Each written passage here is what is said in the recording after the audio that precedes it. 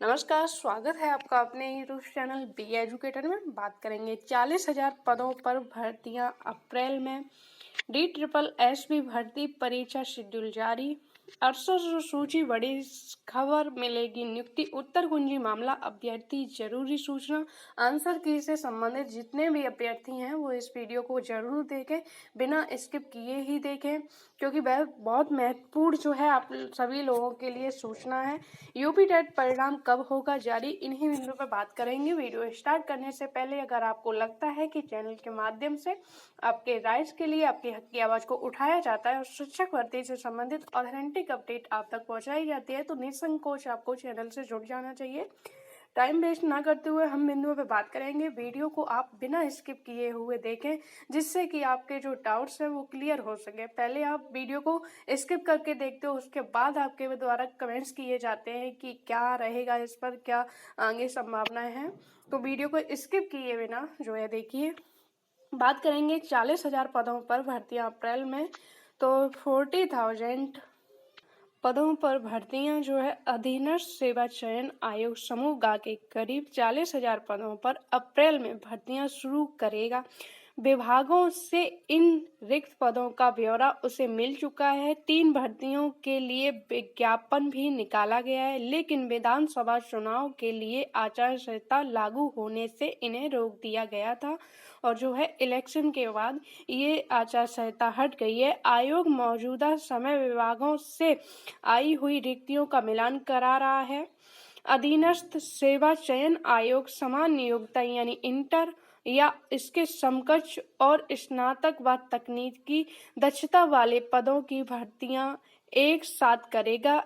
इनके लिए एक साथ विज्ञापन निकालने के साथ ही परीक्षाएं भी एक साथ कराई जाएंगी, जिसके तय समय से अंदर इन भर्तियों को पूरा किया जा सकेगा। आयोग भर्तियों के लिए समान योग्यता वाले पदों को अलग अलग करा रहा है, जिससे आचार संहिता खत्म होने के बाद चरणबद्ध तरीके से विज्ञापन निकालते हुए भर्ती प्रक्रिया शुरू कर सके। आयोग इसके साथ ही मौजूदा समय बैकलॉग यानी रुकी हुई भर्तियों को पूरी करने में जुटा हुआ है। मौजूदा समय करीब 6 भर्तियों का परिणाम आना बाकी है। आयोग इनका परीक्षा परिणाम जारी करने की दिशा में काम कर रहा है। तो अधीनस्थ सेवा चयन आयोग में जो भी जितनी भी भर्तियां रिक्त हैं पहले से, उनको भी पूरा किया जाएगा और 40,000 जो रिक्त पद हैं उनका जो है शेड्यूल अप्रैल में जारी होने की संभावना है। तो आप सभी के लिए एक सुनहरा जो है मौका है, एक बिग अपॉर्चुनिटी है कि इसमें आप लोग अप्लाई कर सकोगे। दूसरी चीज, DSSB भर्ती परीक्षा का जो है शेड्यूल जारी हो चुका है। एडमिट कार्ड आप लोगों ने अपने डाउनलोड कर लिए होंगे। तो DSSB की भर्ती परीक्षा का शेड्यूल जारी। दिल्ली अधीनस्थ सेवा चयन बोर्ड ने जूनियर असिस्टेंट और तकनीकी सहायक पदों के लिए होने वाली परीक्षा का शेड्यूल जारी कर दिया है। परीक्षा 1 से 23 अप्रैल के बीच आयोजित होगी। भर्ती परीक्षा में हिस्सा लेने वाले अभ्यर्थी DSSB की वेबसाइट पर जाकर प्रवेश पत्र डाउनलोड कर सकेंगे। कंप्यूटर आधारित ये परीक्षाएं ऑनलाइन होंगी। पोस्ट कोड 44-21-9-21 के तहत होने वाली भर्ती प्रक्रिया दिल्ली नगर निगम प्रशिक्षण और तकनीकी शिक्षा निदेशालय में खाली पड़े पदों को भरने के लिए होगी। परीक्षा 1 से 9 और 16 व 23 अप्रैल को आयोजित की जाएगी। तो DSSB ने भी अपना जो है परीक्षा शेड्यूल जारी कर दिया है और भी जो परीक्षाएं इससे संबंधित हैं जल्द उनका भी शेड्यूल जारी किया जाएगा। अब बात करेंगे 68 सूची को लेके बड़ी खबर। तो 68 सूची जैसे ही कल बीजेपी पार्टी जो है बहुमत में उनकी अनाउंसमेंट हुआ, बीजेपी की पूर्ण बहुमत से सरकार बनी, वैसे ही अनुप्रिया पटेल ने सबसे पहले जब उनसे नेशनल मीडिया के द्वारा क्वेश्चन किया गया है कि आप जो है आपको जनता ने फिर से मौका दिया है, आप इस पर जो जनता की मांग है उनको कैसे पूरा करोगे, तो सबसे पहले उन्होंने 69,000 शिक्षक भर्ती में जो आरक्षण मामला है, जो 68 सूची है, उसको पूरा करने की बात कही और इन विसंगतियों को दूर करते हुए इन अभ्यर्थियों को जो है जल्द से जल्द नियुक्ति दिलाने की बात कही। तो कहीं ना कहीं आप सभी इस चीज को समझ सकते हो कि आपका मैटर जो है बहुत ही सर्वोपरि है और आने वाले कुछ ही समय में आपको अपनी नियुक्ति मिलेगी और आपका जो संघर्ष है वो भी आपको सार्थक परिणाम देगा। तो आप अंदाजा लगा सकते हो कि आने वाली जो डेट है उस पर कोई ना कोई आपको जो है परिणाम देखने को मिलेगा। दूसरी चीज कि आचार संहिता हट चुकी है, अब अधिकारी जो है पूरी तरीके से अपने जो है जो पेंडिंग में काम पड़े हुए उन पर फोकस करेंगे और जो मामले पड़े हैं उनको फिर से गति प्रदान की जाएगी। तो उसके लिए जो है आपको जो है अब इसके लिए ज़्यादा इंतजार ना करना पड़े, जल्द ही आने वाले समय में आप सभी को जो है अपने अपने विद्यालय में पहुंचाया जा सकता है। अब बात करेंगे उत्तर कुंजी मामला अभ्यर्थियों के लिए जरूरी सूचना। तो उत्तर कुंजी से संबंधित जितने भी अभ्यर्थी हैं वो इस चीज को जो है आपको जो बताया जा रहा है बहुत ही ध्यानपूर्वक से सुनिए इसको कि चीजें जो है भले ही आपके अभी पक्ष में ना हो, भले ही आप जो सोच रहे थे कि कुछ आपको परिवर्तन देखने को मिलेगा या कुछ ऐसी चीजें होंगी जो आपके फेवर में होंगी, लेकिन अभी जो वर्तमान समय में देखा जाए तो ऐसा कुछ नजर नहीं आ रहा है। उसके बावजूद भी जो है अब आप जो चीजें हैं उसको एक्सेप्ट कीजिए। भले ही आपको हो सकता था कि उम्मीद होगी कि अगर गवर्नमेंट चेंज हो जाती है तो आपके लिए थोड़ी आसानी हो जाएगी, लेकिन नहीं हुई। तो आपको इस चीज को एक्सेप्ट करते हुए अपनी जो चीज, अपने जो फोकस है, अपना जो गोल है, अपने फोकस पर जो है करना पड़ेगा उसको।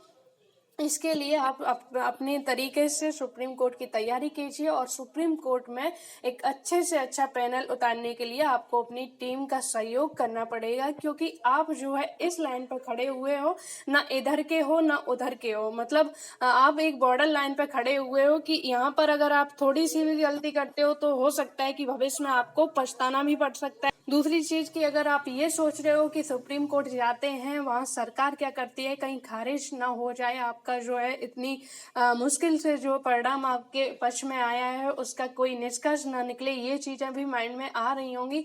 तो इन सब चीजों को जो है नकारते हुए, इन सब चीजों को अपने माइंड से निकालते हुए सबसे पहले आपको फोकस करना है कि आप सुप्रीम कोर्ट में अच्छे से अच्छा वकील पैनल खड़ा कीजिए, अपनी लड़ाई लड़िए। जब यहाँ तक आए हो तो आगे भी आपको उसके लिए प्रयास करना पड़ेगा। और दूसरी चीज कि अगर आपकी कुछ उम्मीदें थी कि शायद भविष्य में सरकार बदल जाती है तो आपको आसानी होगी, तो जो है इतने साल से आप वही काम कर रहे हो, लड़ रहे हो और आपको चीजें देखने को मिली हैं, तो निगेटिविटी को हटाते हुए आप थोड़ा पॉजिटिव रहिए, पॉजिटिव सोचिए। जो हुआ उन चीजों पर जो है सोचने की आवश्यकता नहीं है, आवश्यकता है कि आगे अब क्या किया जाए, कैसे अपने ऑर्डर को जो है सुप्रीम कोर्ट में सुरक्षित लेके जो है वापस वहां से जीत का परचम लहराते हुए फिर आप अपनी नियुक्ति लो। तो उसके लिए भी आपको सुप्रीम कोर्ट में एक अच्छा पैनल उतारना होगा अपने जो है ऑर्डर के डिफेंस के लिए। मैं ये चीज अच्छे से समझ सकती हूँ कि आप लोग किस स्थिति से गुजर रहे हो। आप लोग बिल्कुल डिमोलाइज हो चुके हो, हताश हो चुके हो, निराश हो चुके हो, लेकिन अब ये चीजें नहीं है कि अब आप जो है अपनी हताशा पर ही सोचते रहो, निराशा पर सोचते रहो, खुद को जो है और भी ज्यादा निराश करते रहो। जरूरी है कि आगे जो आपके खिलाफ खड़े हैं, अगेंस्ट हैं, उनके लड़ने के लिए आप तैयार रहिए। और उम्मीद है कि क्योंकि डबल बेंच का ऑर्डर है, आपके पास सॉलिड प्रूफ है, तो सिर्फ आपको फाइट करना है, आपको खड़े होना है, लड़ना है, वहां पर अपना जो है एडवोकेट स्टैंड करना है। वरना पक्ष में तो अगर आप अच्छे से लड़ोगे तो आपका जो है काफी सारे पॉइंट ऐसे हैं जो आपको सुप्रीम कोर्ट में 100% जो है जीत दिलाएंगे। क्योंकि अगर आप समझ सकते हो कि सुप्रीम कोर्ट में कोई भी मैटर जाता है तो वहां पर जो प्रीवियस बेंच है, मैं पहले भी ये सारी चीजें बता चुकी हूँ, प्रीवियस बेंच के अकॉर्डिंग ही जो 25/8/2021 वाले कैंडिडेट गए थे तो वहां सुप्रीम कोर्ट में सीधा सा रिवर्स कर दिया गया था कि आप पिछली बेंच में जाइए। दूसरी चीज तो आप जब पिछली बेंच में आपके फेवर में ऑर्डर आया है तो उस पॉइंट को भी नोटिस किया जाएगा।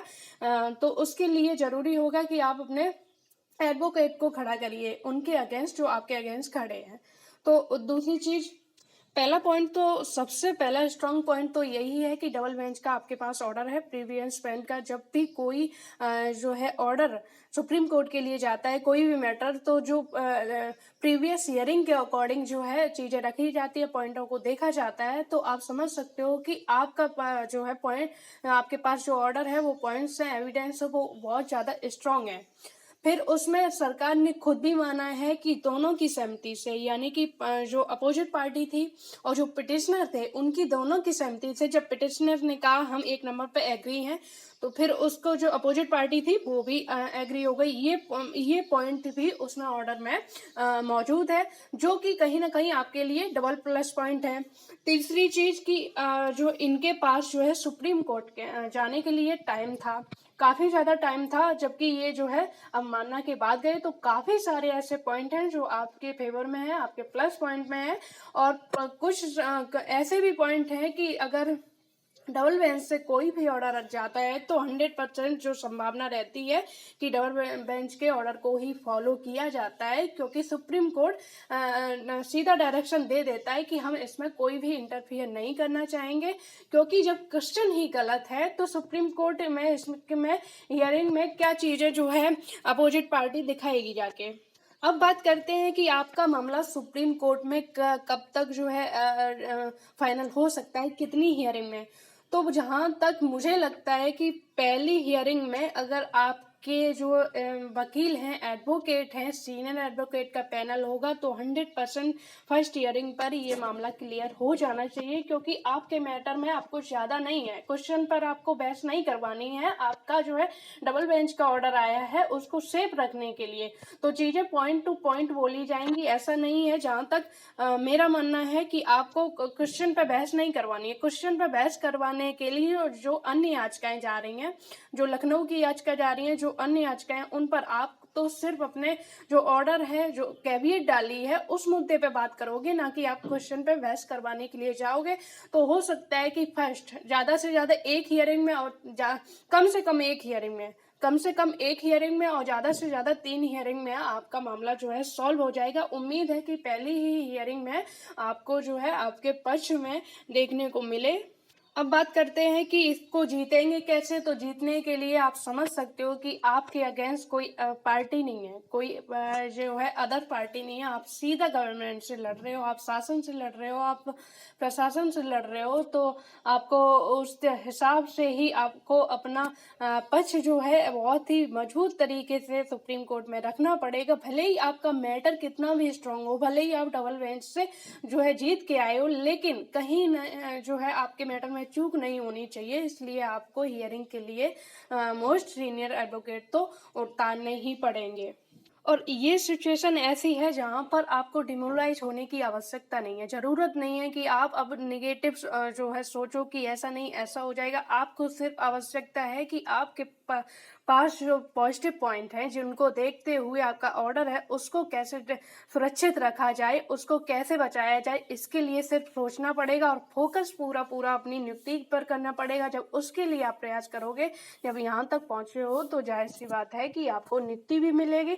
दूसरी चीज कि अगर आपको लगता है कि आप ये मैटर जो है अब नहीं लड़ सकते, आपको लगता है कि अब इस पर कुछ नहीं होना है, तो आप आगे का प्लस जो है एक बी पॉइंट भी लेके चलिए। बी पॉइंट में अभी आप मान लीजिए कि नई शिक्षक भर्ती की तैयारी करते हो, तो नई शिक्षक भर्ती की अच्छी बात है कि आप अपना बी पॉइंट लेके चल रहे हो, तैयारी करते रहिए। लेकिन आप ये चीज देखिए कि अभी जो है 6 मंथ तक आप अंदाजा लगा लीजिए, फर्स्ट कैबिनेट मीटिंग होगी, उसके बाद ही आप कोई भर्ती का विज्ञापन देख पाओगे। इसके बाद जो है शेड्यूल जारी होगा, काफी सारा टाइम लगेगा। तो उससे अच्छा है कि आप उस पर भी तैयारी रखिए, लेकिन अपने इस चीज पर फोकस करिए अगर अच्छे से इस पर, क्योंकि ये अंतिम समय है, इस पर जो है अच्छे से इसको लड़ोगे तो हो सकता है कि उससे पहले आपको नियुक्ति मिल जाए। तो जो ये परिस्थितियां आपके सामने, उनको स्वीकार कीजिए और अपने लक्ष्य के लिए आगे बढ़िए। अब निगेटिव सोचने से या नकारात्मक सोचने से जो है कुछ नहीं होने वाला। जो है अपने आगे के लिए सोचिए, और जो अपने अगर आप सुप्रीम कोर्ट में जीतना चाहते हो तो उसके लिए आपको हर संभव प्रयास भी करना पड़ेगा, क्योंकि कुछ चीज़ें जो है किस्मत से पहले नहीं मिलती हैं। तो धैर्य रखिए और अपना प्रयास संघर्ष जारी रखिए। वक्त पर आपको जो है इसका परिणाम भी मिलेगा, और जो है अब बात करेंगे यूपी टेट परिणाम कब होगा जारी। तो सभी को ज्ञात है कि अभी तक जो है आचार संहिता लगी हुई थी। अब आपका जो है पूरी तरीके से इलेक्शन समापन हो चुका है, सब कुछ हो चुका है और आचार संहिता भी हट जाएगी जो है। तो आपका परिणाम जो है यूपी टेट का 20 तारीख तक आने की संभावना है। और क्योंकि अभी जो है इतनी आसानी से अगर आप सोच रहे हो कि तुरंत आ जाएगा 1-2 सप्ताह में, तो थोड़ा टाइम लगेगा आपको। 20 तारीख तक तो जो है वेट करना ही पड़ेगा। उम्मीद है वीडियो में दी गई जानकारी से आप संतुष्ट होंगे। वीडियो को ज़्यादा से ज़्यादा शेयर करें, लाइक करें, जुड़े रहें चैनल से। धन्यवाद।